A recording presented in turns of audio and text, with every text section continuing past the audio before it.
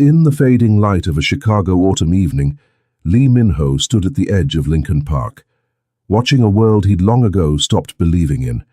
The park stretched before him like a memory of innocence, children laughing, mothers calling, lives untouched by the darkness he commanded. At 42, he'd built an empire from nothing, clawed his way from Seoul's streets to Chicago's shadows, and earned a reputation that made grown men whisper his name like a prayer for mercy. But today something stopped him cold.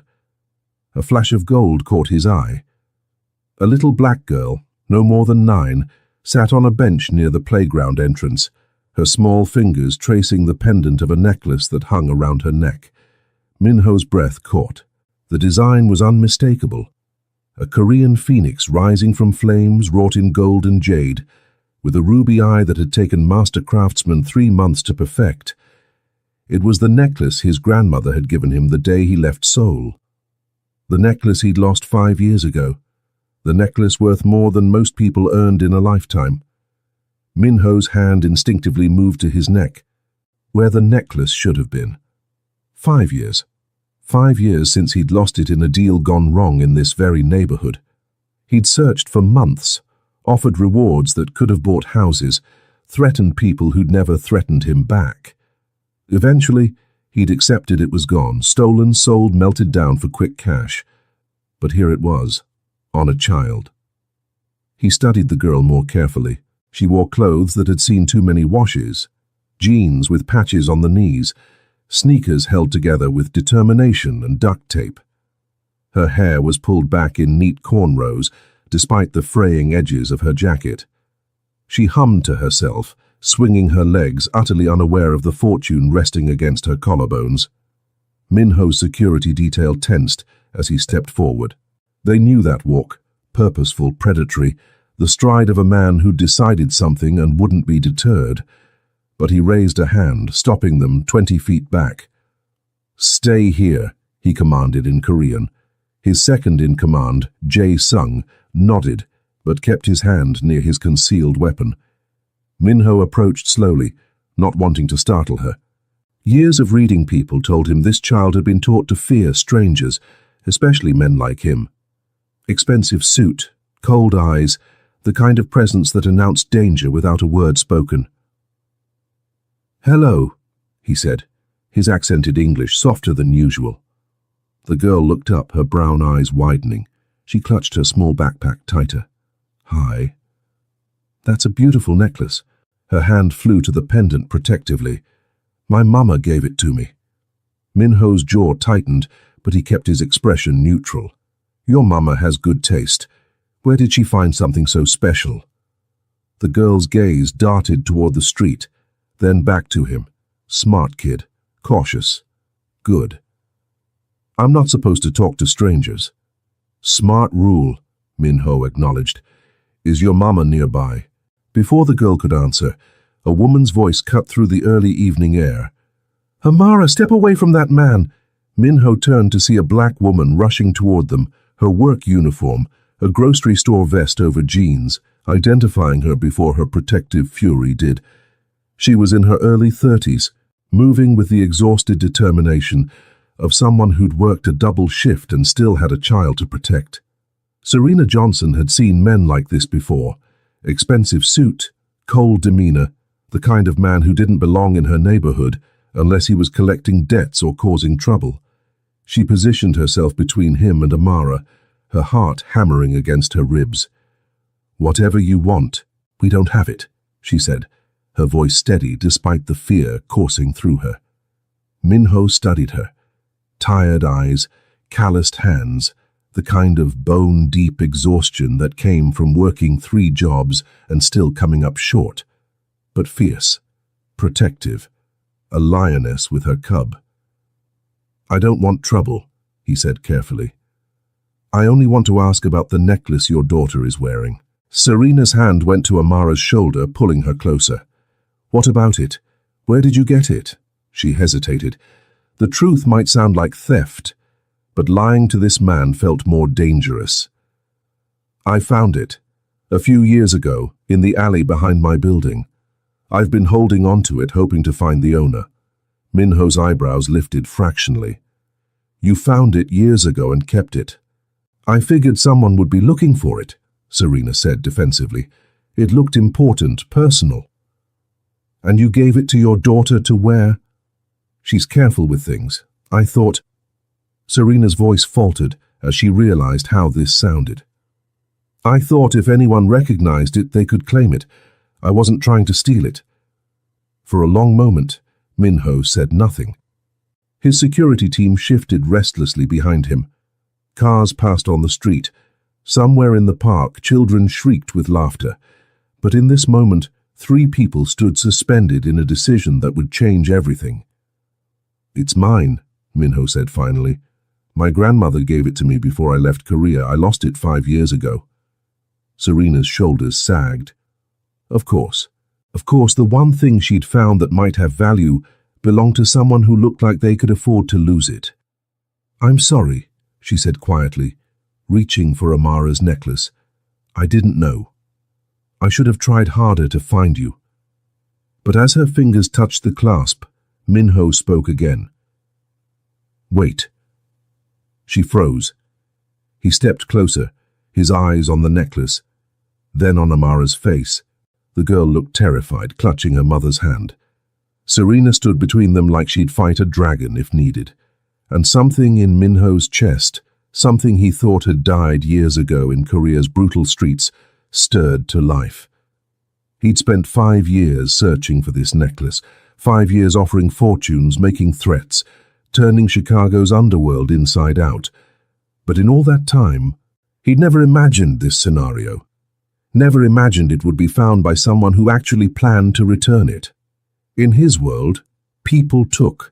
They stole, they lied, they betrayed for far less than this necklace was worth. But this woman, this exhausted, struggling woman who probably needed money more than anyone he'd ever met, had kept it safe. Had given it to her daughter, not to pawn, but to protect. You kept it safe, he said slowly, each word weighted with meaning. For years. Serena didn't know what to say. I didn't know what else to do with it. Minho looked at the necklace one more time, then at Serena's worn shoes, at Amara's patched jeans, at the grocery store vest that spoke of minimum wage and maximum effort. I need to speak with you, he said. Not here, somewhere private. But I promise no harm will come to you or your daughter. Serena's instinct screamed danger, but something in his eyes, something raw and honest, made her hesitate. Why? Minho's lips curved in something that wasn't quite a smile. Because in 20 years of business in this city, you're the first person who's ever tried to give me something back instead of taking from me. And that, Ms. Johnson, Serena Johnson. Ms. Johnson, that deserves a conversation. 30 minutes later, Serena sat in a corner booth of a quiet Korean restaurant in Chinatown, Amara beside her, both of them staring at the man who'd turned their evening into something surreal. Minho had insisted on feeding them first, and Serena, who'd planned on mac and cheese from a box for dinner, hadn't had the strength to refuse. Amara devoured bulgogi with the enthusiasm of a child who didn't get meat often enough. Serena tried to eat slower, more carefully, but the kimchi jjigae was the best thing she'd tasted in months. Minho watched them with an expression she couldn't read. His security team sat at nearby tables, creating a bubble of privacy that made her simultaneously safer and more nervous. How long have you lived in that neighborhood? He asked. 7 years, Serena answered, wiping Amara's mouth with a napkin. Since Amara was 2. And you work at the grocery store? Thompson's Market, yeah, day shift 5 days a week. Sometimes weekends when they need extra help. She didn't mention the cleaning job she did 3 nights a week at an office building, or the occasional catering gigs on weekends. Pride and exhaustion fought in her voice. Minho nodded slowly. The necklace you found, do you have any idea what it's worth? Serena's hands stilled. I figured it was expensive. It's worth approximately $250,000, he said quietly. The gold alone is worth $40,000. The jade is rare imperial green, the ruby is Burmese. But the craftsmanship, that's what makes it priceless. It was commissioned by my family in Seoul. Only 3 exist in the world. The blood drained from Serena's face. She'd been carrying $250,000 around her neck for years, had let her daughter wear it to the park like costume jewelry. "I didn't know," she whispered. "I swear, I didn't know." "I believe you," Min-ho said, and the certainty in his voice made her look up sharply. "If you'd known, you would have sold it, used the money to move somewhere better, to give your daughter more than—" He gestured vaguely at their worn clothes. "This." Serena's spine straightened. "We make do. I work hard. Amara has food, shelter, love. We're doing fine." "Are you?" The question hung in the air like a challenge. Serena wanted to say yes, wanted to defend her life, her choices, her motherhood.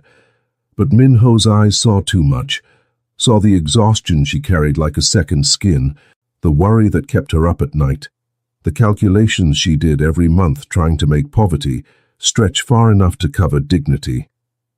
"The necklace is yours," she said instead, reaching for the clasp. "Amara, honey, we need to give it back." Amara's eyes welled with tears. "But Mama, I know, baby, but it belongs to Mr. Serena realized she didn't know his name. "Lee Min-ho," he supplied. Then to Amara, more gently, "You took good care of it. Your mama taught you well." Serena fumbled with the clasp, her fingers trembling slightly. When it came free, she placed it carefully on the table between them, the gold gleaming under the restaurant lights. Min-ho stared at it, 5 years of searching, of obsession, of revenge fantasies against whoever had stolen his grandmother's final gift. And here it was, returned by a woman who had every reason to keep it and no reason to give it back. He didn't touch it. "Ms. Johnson," he said slowly, "in my line of work, I deal with people who would kill for a fraction of what this is worth. I've seen men betray brothers for less. I've watched empires fall over smaller fortunes." He paused, his fingers drumming once on the table. "You holding on to this, planning to return it, that's not something I understand." "It wasn't mine to keep," Serena said simply. "Neither is most of what people possess." She met his gaze directly. "Maybe in your world. In mine, you work for what you have. You earn it. You don't take what doesn't belong to you." Min-ho felt something shift in his chest. His grandmother had said similar things, back when he was young and Seoul was still home, before survival had taught him different lessons. "I want to offer you something," he said abruptly. Serena's eyes narrowed. "I don't want charity." "It's not charity. It's—" He paused, choosing words carefully. "A business arrangement. I stock shelves and mop floors. What business could we have?" Min-ho leaned forward. "You found something valuable and protected it for years, waiting for the right moment to return it. That shows integrity, patience, trustworthiness." His voice dropped lower. "Those are rare qualities, qualities I need in my organization." "Your organization," Serena repeated slowly, understanding dawning. "You're not just some rich businessman, are you?" No. She should have been afraid, should have grabbed Amara and run.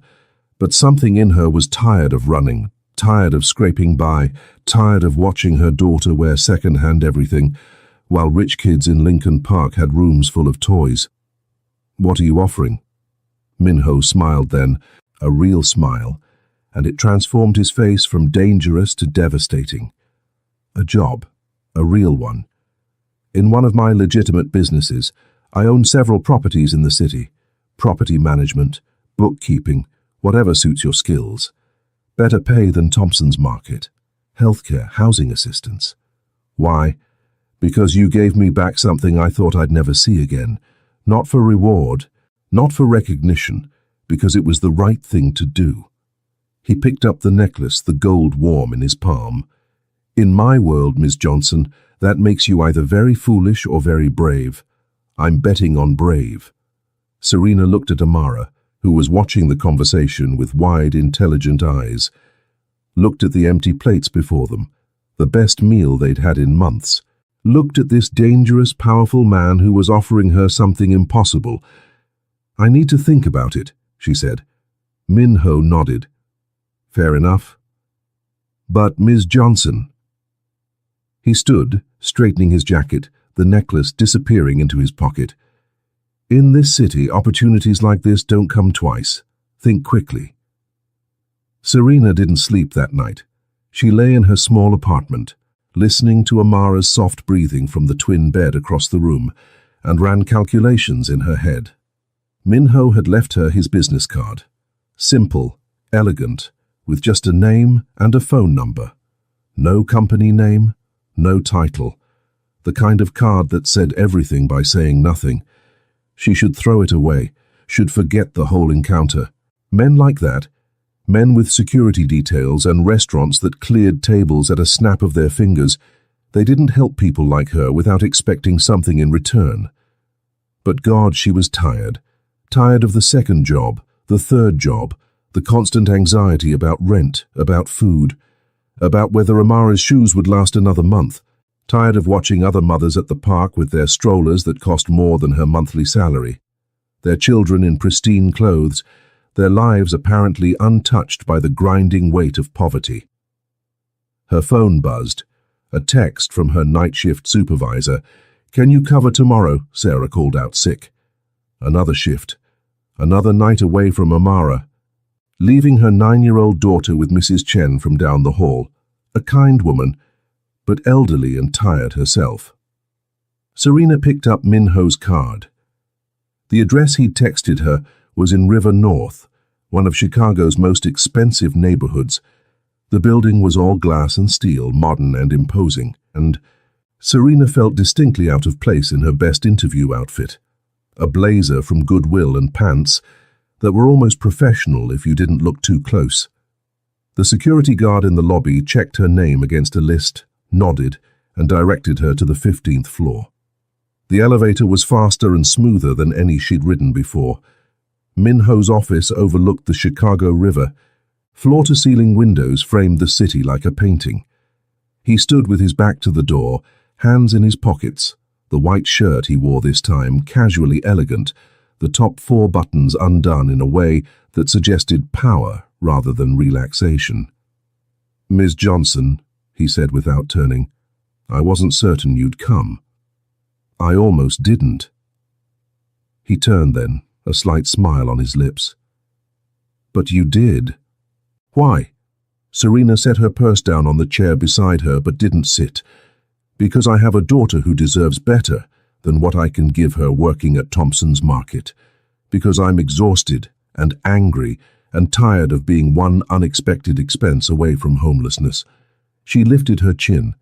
"And because you're right, opportunities like this don't come twice." "Honest," Min-ho observed. "Good. I value honesty." "What exactly do you value it for, Mr. Lee? What's this really about?" He moved to his desk, pressed a button on his phone. "Jae-sung, bring the folder." Moments later, his second-in-command entered, placed a manila folder on the desk and left without a word. Min-ho opened it, turned it toward Serena. Inside were documents. Contracts. A job offer for a property manager position at one of his residential buildings. Salary, $75,000 a year. Benefits, comprehensive health insurance, retirement plan, housing allowance. Serena's knees went weak. $75,000. She currently made $28,000. This is... She couldn't finish the sentence. "Fair compensation for managing a 40-unit building," Min-ho said. "You'll oversee maintenance, handle tenant relations, coordinate with contractors. I'll provide training. The housing allowance covers a 2-bedroom apartment in the building, rent-free." "Why me? I have no experience with this." "You've kept an apartment for 7 years on poverty wages. You've raised a child alone. You've managed to maintain dignity and integrity in circumstances that would have broken most people." Min-ho's voice was calm, factual. "Those are exactly the skills I need." Serena sat down heavily. What's the catch? No catch. You work for me. You do the job well. You and your daughter have stability, security, a future. And if I don't do the job well, then we part ways professionally. But I don't think that's a concern." He paused. "You protected something precious for years without knowing its value, Ms. Johnson. Imagine what you'll do when you actually have resources." She stared at the contract. The numbers blurred slightly. This was insane, impossible. People like her didn't get offers like this. "I need one thing in return," Minho said quietly. There it was. The catch. What? He picked up the necklace. He'd been wearing it since last night, she noticed. The phoenix gleamed against the ink of his neck tattoo. "I need you to keep being exactly who you are. Honest, hard-working, someone who does the right thing even when it costs them." He met her eyes. "My world has very few people like that, Ms. Johnson. I'd like to have at least one person in my organization I can trust completely. You don't know me. I know you had $250,000 and gave it back. That's all I need to know." Serena's hands trembled as she reached for the pen he offered. This was crazy. This was too good to be true. This was exactly the kind of decision that changed lives, for better or worse. But when she thought of Amara's patched jeans, of the apartment with heat that barely worked in winter, of the constant exhaustion that made her feel 40 instead of 33, she signed. Minho's smile was genuine. "Welcome to the team, Ms. Johnson." "Serena," she said softly. "If we're going to work together, call me Serena." "Serena," he repeated, testing the name. "I'm Minho." "No more Mr. Lee." She stood, still shaking slightly, the contract clutched in her hands like a lifeline. At the door, she paused. "Why are you really doing this?" Minho was quiet for a moment. Then, "My grandmother used to say that the universe keeps score even when we don't. You did something kind for a stranger without expecting anything in return. Maybe." He touched the necklace at his throat. "Maybe this is the universe settling accounts." Serena nodded slowly and left, carrying a future she'd never dared to imagine. Behind her, Minho stared out at Chicago's skyline, the phoenix necklace warm against his skin, and wondered when exactly he'd started believing in karma again. 3 months later, Serena stood in her new apartment, watching Amara do homework at a real desk in her own bedroom, and still couldn't quite believe it was real. The apartment was beautiful, hardwood floors, updated kitchen, windows that actually closed properly, heat that worked, hot water on demand. Amara had her own room for the first time in her life, painted purple at Serena's insistence that this was their home now, not just another temporary stop. The job was demanding but fair. Minho had been right about her skills translating. Managing a household on nothing prepared you remarkably well for managing 40 households with actual budgets. The tenants respected her, the maintenance staff listened when she spoke, and the contractors stopped trying to overcharge once word spread that she was under Lee Minho's protection. That protection was subtle but absolute. A plumber tried to inflate an invoice once. Serena mentioned it to Minho in their weekly meeting. The plumber not only corrected the bill but offered a discount and apologized profusely. She didn't ask what Minho had said. She didn't need to. "Mama," Amara called from her room. "Can Destiny come over Saturday? Her mum said it's okay." Serena smiled. Destiny was a girl from Amara's new school, a better school, in a better neighborhood, where her daughter's intelligence was recognized instead of overlooked. "Sure, baby, we can make pizza. Not box pizza, real pizza. The kind with actual toppings and cheese that melted properly." The buzzer rang. Serena checked the intercom. Minho. He'd taken to stopping by occasionally, ostensibly to check on building maintenance, but really, she suspected, to check on them. "Come up," she said, buzzing him through. When she opened the door, he held a bag from a Korean bakery she'd mentioned liking. "Thought Amara might enjoy these. You're going to spoil her." "That's the idea." He stepped inside and Amara immediately ran out to greet him. "Minho, look, I got an A on my math test." She thrust the paper at him proudly. He examined it seriously. Excellent work. I knew that tutoring would help.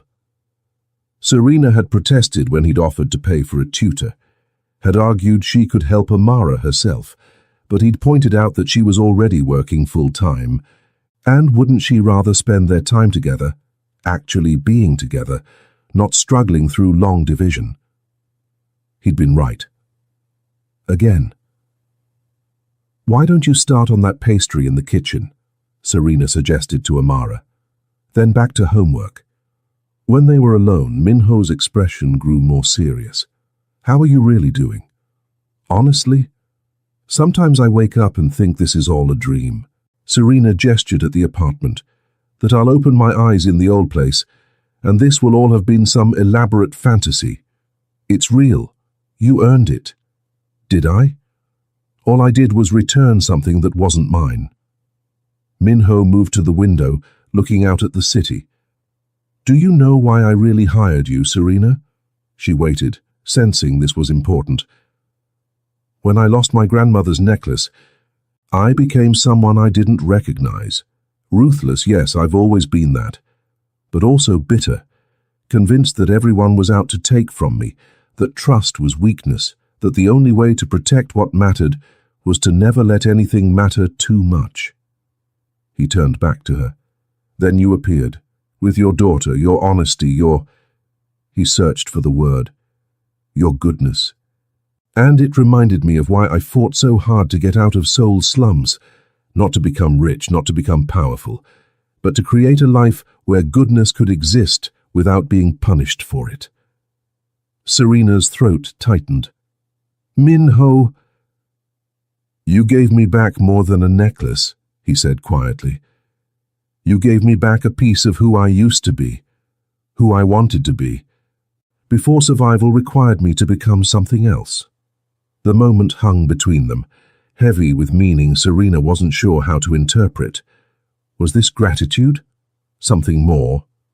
Before she could respond, his phone buzzed. He glanced at it, his expression shuddering. I need to go, business. The word business could mean anything. Serena had learned not to ask. Her job was legitimate, completely clean. But Minho's empire extended into shadows she didn't want to examine too closely. Be safe, she said instead. He paused at the door. Always am. Then, softer. Thank you, Serena, for taking the job, for trusting me, for... He gestured vaguely, encompassing the apartment, their arrangement, whatever this growing connection between them was becoming. Thank you for seeing me, she replied, for seeing us as worth the investment. You're worth infinitely more than I could ever invest, Minho said, and left before she could respond. Serena stood at the closed door for a long moment, her heart doing complicated things in her chest. She'd accepted this job as a transaction, her skills for his money, her honesty for his protection. Clean, simple. But somewhere in the last 3 months it had become something else. Minho had been at Amara's school play, had brought Serena's favorite coffee to morning meetings, had remembered her birthday with a modest gift that somehow meant more than the expensive apartment he'd given them, and she'd found herself looking forward to his visits, had caught herself smiling at his dry humor, had noticed the way his eyes softened when he talked to Amara, the way his dangerous edges seemed to dull slightly when he stepped through her door. This was dangerous territory. Not because he was dangerous, though he absolutely was, but because she was starting to care, starting to wonder if the universe hadn't just settled her account, but started a new one entirely. In the kitchen, Amara laughed at something on her tablet. The sound, pure, joyful, unburdened, was everything Serena had fought for. Whatever was happening with Minho, whatever complicated feelings were growing between them, they'd figure it out. They'd already survived the impossible. A little hope couldn't be more dangerous than the life they'd left behind. Could it? The call came at 2 a.m. Serena fumbled for her phone, heart hammering. Calls at this hour meant emergencies, building fires, burst pipes, crises that couldn't wait. Ms. Johnson? Jae-sung's voice tight with controlled urgency. There's been an incident. Minho asked me to bring you and Amara somewhere safe. What kind of incident? The kind where people he cares about become targets. Get dressed. I'm downstairs. Serena's blood went cold. She'd known intellectually that Minho's world included danger, but she'd convinced herself it wouldn't touch them, wouldn't reach into the safe, clean life he'd built for her and Amara. She'd been wrong. 15 minutes later, they were in an SUV with tinted windows, Amara sleepy and confused in her arms, Jae-sung silent and tense in the driver's seat. Where's Minho? Handling it. Is he hurt? Jae-sung's jaw tightened. Not yet. They drove to a high-rise in the Gold Coast, ushered into a penthouse that screamed money and security. Bulletproof windows, reinforced doors, the kind of safe house that made Serena realize exactly how dangerous Minho's life actually was.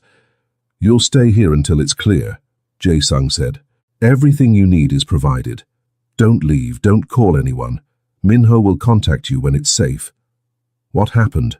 Jae-sung hesitated.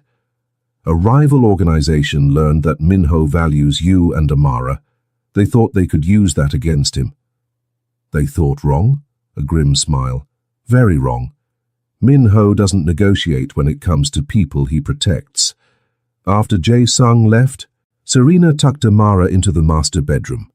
California king, Egyptian cotton sheets, the kind of bed that cost more than their old monthly rent. Her daughter, exhausted and confused, fell asleep within minutes. Serena sat in the living room, watching the city lights and faced the truth she'd been avoiding for months. This life, the good job, the nice apartment, the stability she'd craved, came with a price. Minho's protection extended to them now, which meant his enemies did too. By accepting his help, she'd pulled Amara into a world where people became targets, where 2 a.m. calls meant danger, where safety required bulletproof glass. Her phone buzzed. Minho. You and Amara safe? Yes. Jae-sung got us here. Are you okay? A pause. Then, I will be. I'm sorry. Serena, this shouldn't have reached you. She stared at the message. He was apologizing. As if this was his fault, as if offering her a better life meant he'd somehow betrayed her by bringing danger with it. Can I call you? Not safe right now. Soon. Serena set the phone down and made a decision. Minho arrived at dawn, exhaustion in every line of his body. The white shirt he wore was splattered with blood. Not his, Serena noted with relief. His knuckles were bruised. The phoenix tattoo on his neck stood out starkly against skin pale with adrenaline crash. It's handled, he said without preamble. The threat's eliminated. You can go home. We need to talk. He closed his eyes briefly. I know what you're going to say. Do you? You're going to tell me this isn't what you signed up for. That you can't raise Amara in my world. That the apartment, the job, the security, it's not worth the risk. He opened his eyes, and the pain in them nearly broke her heart. You're going to walk away, and you'd be right to. Serena stood. You're wrong. Minho blinked. What? I'm not walking away, but we are going to establish some ground rules. Serena. First, she continued, moving closer, you don't get to decide what risks I'm willing to take for my daughter's future. I've been making impossible choices my whole life. This is just another one. This isn't about grocery budgets and rent. No, it's about whether Amara grows up in poverty, struggling like I did, or whether she gets opportunities I could never give her. It's about whether I spend my life exhausted and afraid, or whether I build something better. She stopped inches from him. You think I don't know what you are, what you do. I'm not stupid, Minho. I've known from the beginning. Then why? Because everyone's dangerous in their own way. The landlord who threatened to evict us for being 3 days late on rent. The manager at Thompson's who suggested I could keep my job if I was friendlier to him. The city that watches black kids like Amara and sees problems instead of promise. Her voice hardened. At least your danger is honest. At least you protect instead of prey. Minho stared at her. You're not making sense. I'm making perfect sense. You gave us a chance when no one else would. You've kept every promise you made. You've never treated me like I owe you anything beyond good work. She reached up, touching the necklace at his throat. You're a good man pretending to be a bad one, and I'm a smart woman who knows the difference. Serena, he breathed, covering her hand with his. This life, my life, it's not safe, it's not clean. People get hurt. People get hurt everywhere. At least in your world, someone fights back. They stood there, hands touching, the necklace between them like a promise. Dawn light crept through the bulletproof windows, painting everything gold. I can't offer you normal, Minho said quietly. I can't promise there won't be more nights like this. I don't want normal. Normal got me nowhere. I want this, whatever this is. The job, the apartment, the security. You.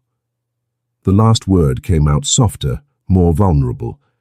Minho's other hand came up to cup her face. You're sure? I've never been more sure of anything. He kissed her then, gentle despite the violence still fresh on his hands. Serena kissed him back, tasting coffee and exhaustion, and something that felt dangerously close to hope. When they pulled apart, he rested his forehead against hers. Ground rules. You don't make decisions about our safety without consulting me. I'm not a damsel to be rescued. I'm your partner. Partner, he repeated, testing the word. Then stronger. Partner, yes. And Amara's safety is non-negotiable, whatever it takes. Already handled. I've quadrupled security on the building, assigned personal protection, updated all protocols. Good. She pulled back slightly. Now go shower. You look like hell. Minho laughed, a sound so unexpected and genuine that Serena felt her decision confirmed. This man, dangerous, powerful, ruthless to his enemies, could still laugh, could still be reached, could still be saved maybe by a woman who'd learned to fight long before she met him. As he headed to the bathroom, he paused. Serena, thank you. For what? For not running, for choosing this, for... He touched the necklace again. For everything. She smiled. Thank you for finding us in that park. For seeing worth in a woman who'd given up on being seen. I'll always see you, Minho promised. From now until forever. Amara's 10th birthday party filled Minho's penthouse with laughter and chaos. Children from her school, friends from the building, even Mrs. Chen from their old neighborhood. Everyone Serena and Amara cared about, gathered in celebration. Minho stood at the edge of the festivities, watching Serena coordinate games and cake, with the same efficiency she brought to managing his properties. She'd expanded her role over the past year, now overseeing 3 buildings, proving every day that his faith in her had been justified. But more than that, she'd changed him, softened edges he'd thought were permanent. Reminded him that power could protect instead of just destroy, that family could be chosen, not just inherited. Amara ran up to him, face sticky with frosting. Minho, Mom says you have a present for me. He smiled, producing a small box. Inside, a delicate necklace, a phoenix smaller than his grandmother's but crafted by the same jeweler in Seoul. For when you're older, he said. To remember that sometimes what's lost can be found again. That kindness is never wasted. That family is what we make it, Amara finished, repeating words he'd said before. Serena joined them, slipping her hand into his. No ring yet. They were taking things slow, building something solid, but the promise was there. Happy? She asked. Minho looked at his penthouse full of life. At the child who'd led him back to his own humanity, at the woman who'd gambled everything on his capacity for good. Completely, he said, and meant it with every fiber of his being. The necklace at his throat gleamed in the afternoon light, a reminder that sometimes what you think you've lost forever comes back to you, transformed into something even more precious.